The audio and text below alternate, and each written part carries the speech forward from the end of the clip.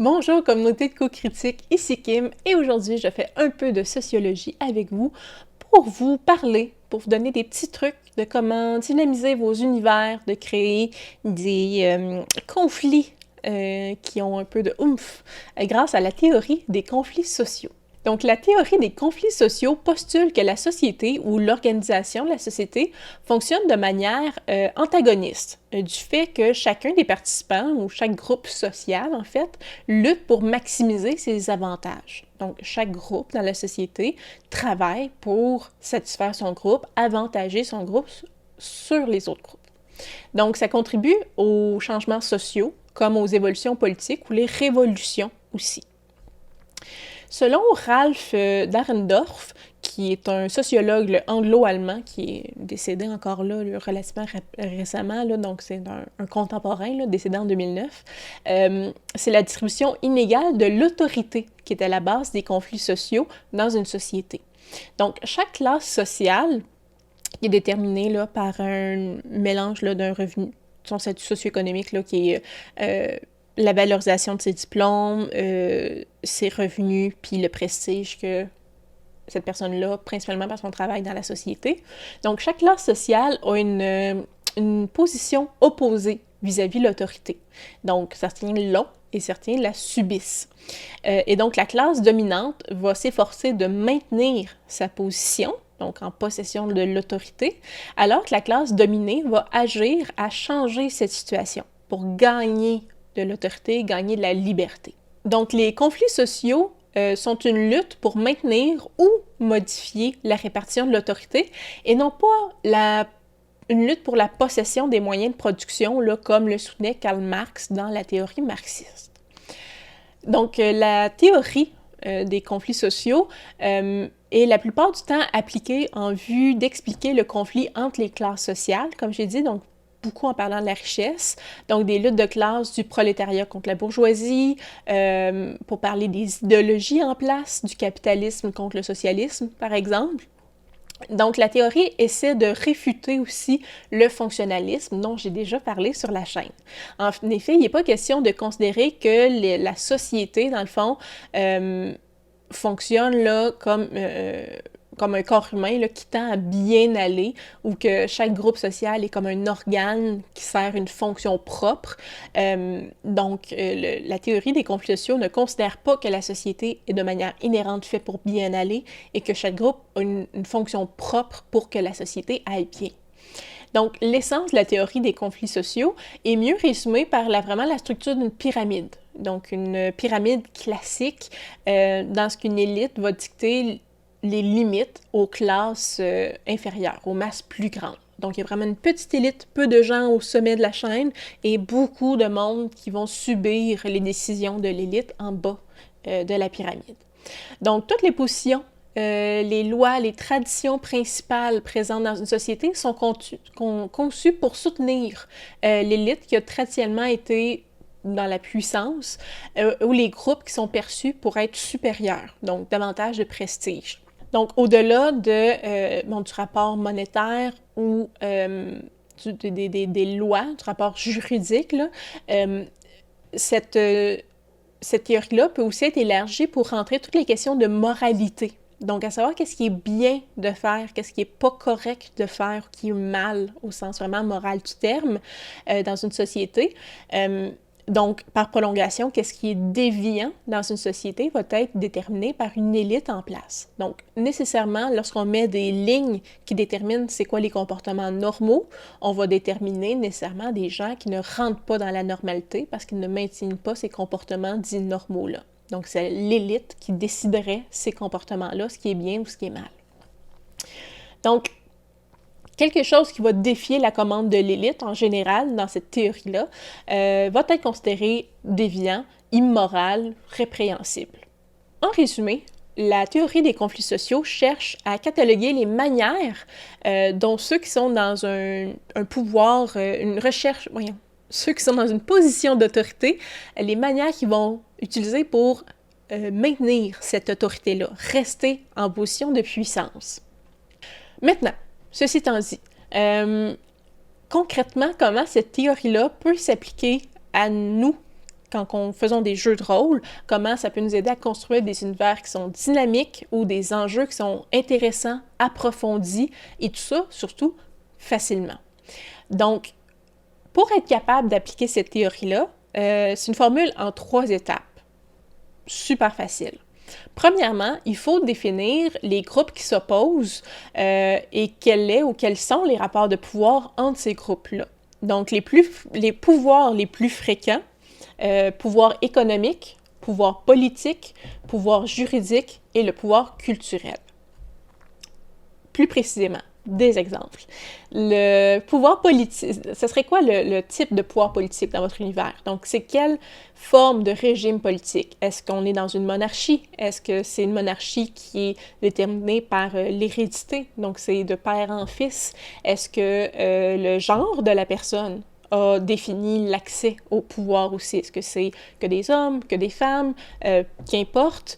Est-ce que c'est restreint à une espèce? Donc, dans les jeux de rôle où il y a plusieurs espèces, est-ce que le pouvoir est restreint à une certaine catégorie de personnes dans la société?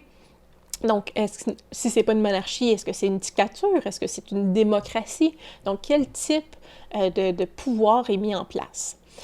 Et donc, ça va déterminer le groupe qui a plus de chances de maintenir le pouvoir là-dedans. Au niveau du pouvoir économique, est-ce que la population doit remettre une partie de ses avoirs à une seigneurie, à quelqu'un en général?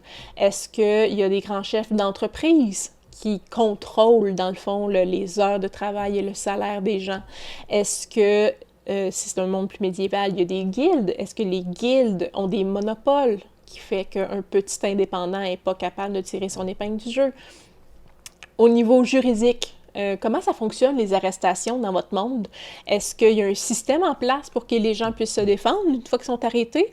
Ou, au final, c'est qui prend les décisions? C'est t'es arrêté, le roi, le seigneur, le baron, qu'importe, décide que t'es coupable et ça finit là?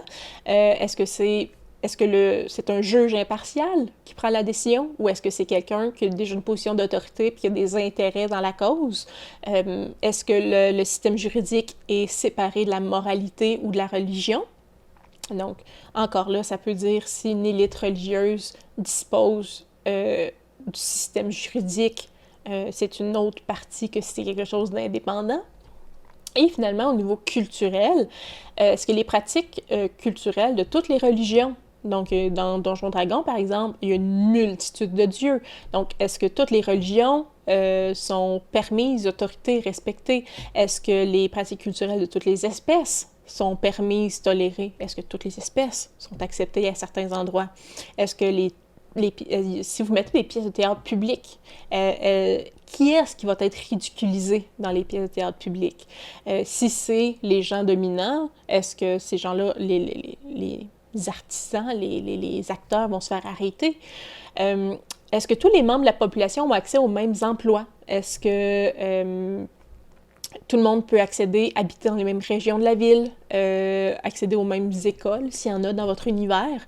Est-ce que leur genre, leur espèce, leur religion leur interdit d'accéder à certains commerces, certaines tavernes, certaines auberges, certains emplois?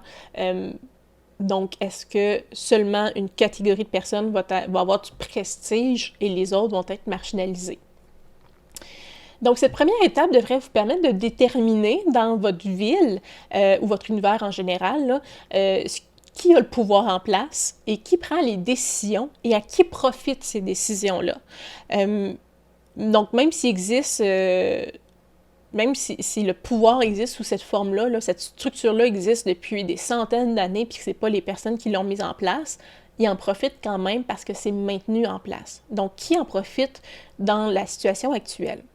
Et si vous faites un continent ou un pays complet, ça se peut que les villes aient des structures différentes. Si on regarde avec la campagne des duchés, c'est pas mal ça qui existe. Les duchés ont des structures un peu différentes.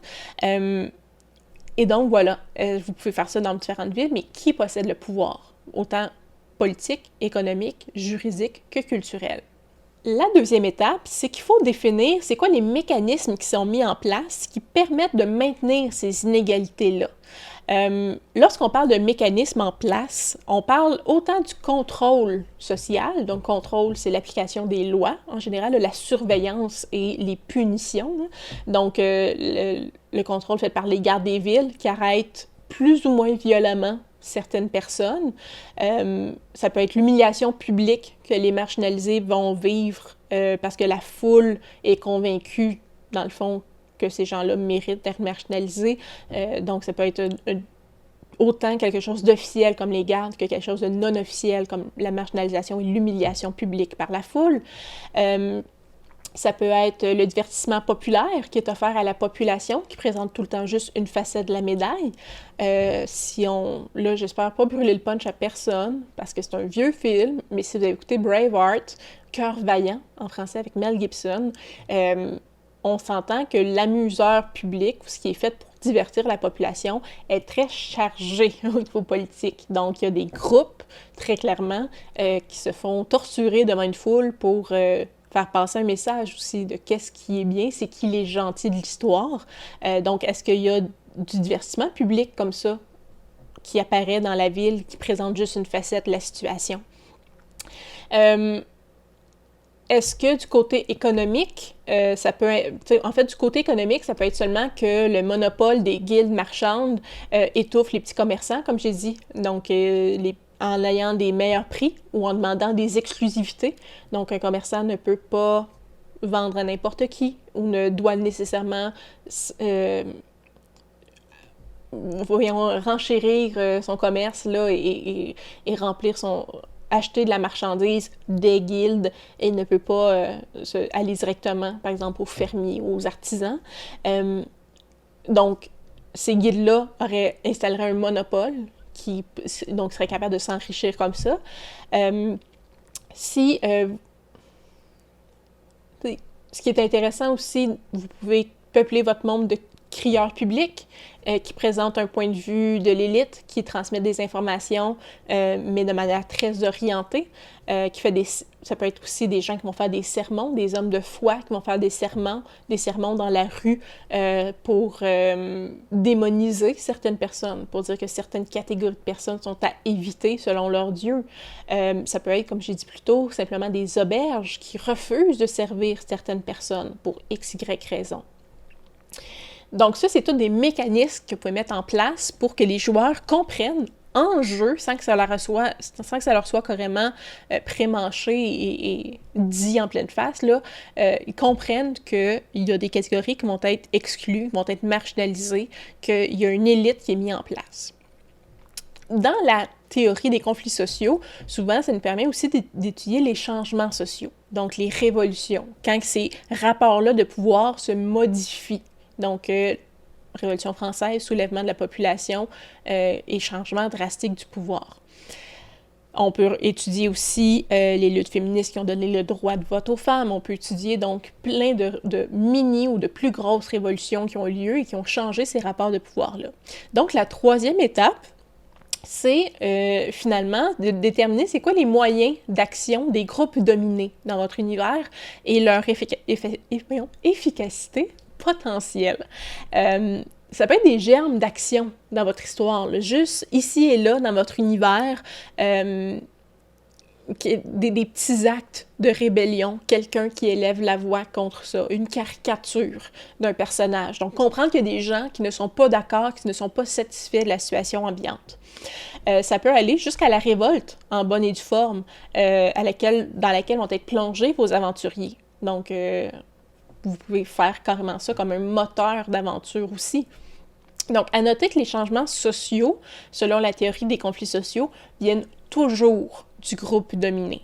Donc, c'est pas le système qui va guérir le système, qui va le rééquilibrer, parce que ceux qui mettent le système en place, c'est l'élite, puis en profitent. Donc, les seules modifications qu'ils feraient au système en place, c'est des modifications qui, en bout de ligne, leur profiteraient aussi. Donc, pour un réel changement, la théorie des conflits sociaux dit que les actions doivent venir de la base, doivent venir des groupes dominés. Donc, dans vos parties, peu importe le style, peu importe l'époque, ces rapports, ces dynamiques de pouvoir-là peuvent donner de la profondeur aux enjeux qui se passent. c'est pas un méchant et pas simplement un méchant, ou c'est pas... vous pouvez donner de la profondeur aux interactions puis aux structures qui sont mises en place, ce qui donne aussi une possibilité d'action des joueurs sur plusieurs facettes. Donc, si on essaie, si la branche économique leur urgence pas du tout aux héros qui participent à votre histoire, mais hop, ici, cette interaction-là où on dit que les hommes dragons ne sont pas les bienvenus, peut-être que ça va les toucher plus personnellement. Donc, en ayant une société comme ça à multifacettes où les réseaux de pouvoir se voient sur plusieurs formes, ça donne plusieurs possibilités d'action aussi pour vos héros. Ça rend... les dynamiques de pouvoir donnent la profondeur aussi à vos univers, même si ça n'a vraiment pas besoin d'être compliqué, ça donne quand même une couche supplémentaire. Et les personnages non-joueurs vont sembler avoir déjà une vie plus remplie, plus complète, plus dynamique que juste le fait de vivre. C'est juste le fait de vivre à travers ces rapports de pouvoir-là, de subir ces rapports de pouvoir-là, les accepter, avoir bu le Kool-Aid et avoir cru la propagande, ou au contraire, bougonner et chercher à changer ces rapports-là. Donc, ça donne déjà un peu plus de profondeur à vos NPC. Donc, ça donne du jus à vos NPC, ça leur donne des possibilités d'avoir des opinions sur le monde autour d'eux, sur les enjeux qui se déroulent dans la ville, et ça fournit quand même plusieurs idées, autant à vous, en tant que maître de jeu, sur les interactions qu'il peut avoir. Tu sais, le personnage assis dans une taverne que vous n'aviez pas pensé que les joueurs iraient lui parler, mais bien entendu, les joueurs vont lui parler, mais dépendant des questions qu'il pose, ben vous pouvez accrocher ça à un enjeu qui se passe dans la ville, puis il peut avoir de quoi à dire, que ce soit pertinent ou non avec la mission. Minimalement, il peut avoir des opinions parce qu'il y a plusieurs enjeux déjà secondaires qui sont créés dans votre univers. Voilà, c'était mon petit truc, quand même rapido, sur comment créer, dynamiser votre univers et les enjeux dans vos parties de jeux de rôle avec la théorie des conflits sociaux.